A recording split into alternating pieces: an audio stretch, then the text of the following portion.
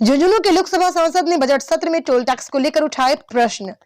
आज लोकसभा 2026 बजट सत्र में राजस्थान के झुंझुनू से लोकसभा सांसद विजेंद्र सिंह ओला ने प्रश्नकाल में टोल टैक्स को लेकर बात रखी। विजेंद्र सिंह ओला ने कहा, राजस्थान देश में सबसे ज्यादा टोल टैक्स दे रहा है। पिछले 5 सालों में करीब 29.7 करोड़ का टोल टैक्स इकट्ठा हुआ है, लेकिन टोल सड़कों की हालत खस्ता और दयनीय है। अनुमान है जयपुर, दिल्ली और अजमेर तक का NH 48 से सबसे ज्यादा टोल मिल रहा है। सड़क व परिवहन केंद्रीय मंत्री नितिन गडकरी ने खुद 8 साल पहले इस हाईवे का निरीक्षण किया था। सड़क में परिवहन मंत्री ने यह वादा किया था कि साल भर में यह हाईवे पूरी तरीके से तैयार हो जाएगा, लेकिन इसका काम अब तक पूरा नहीं हुआ।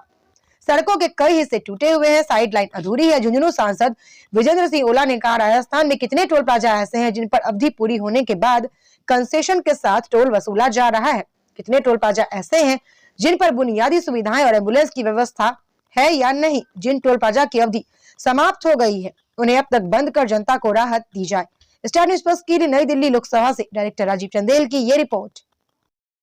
माननीय अध्यक्ष महोदय, मैं आपके माध्यम से माननीय मंत्री जी से जानना चाहूँगा कि राजस्थान देश में सबसे ज़्यादा टोल दे रहा है और विगत पिछले 5 साल में, जैसा आपने उत्तर में बताया है, लगभग 29,700 करोड़ रुपए का टोल राजस्थान से संग्रह किया गया है।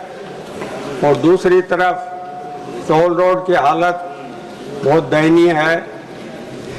जयपुर, दिल्ली का और अजमेर तक जो नेशनल हाईवे नंबर 48 है, उसमें मैं समझता हूँ हमारे हाथों पे से है कि उसमें सबसे ज़्यादा टोल देश में आया होगा। पर उसका माननीय मंत्री जी ने, गडकरी जी ने निरीक्षण किया था आज से 8 साल पहले, और उसमें कहा था कि ये 1 साल में तैयार हो जाएगा। आज भी उस पर टूटी फूटी सड़क है, कई जगह वो लेन नहीं है, साइड लेन, सर्विस लेन, और कई जगह पुलों का काम 3-3 साल से चल रहा जो पूरा नहीं हुआ। इसी तरह से माननीय अध्यक्ष जी, राजस्थान में सबसे ज़्यादा, जैसा मंत्री जी ने बताया, टोल प्लाजा है।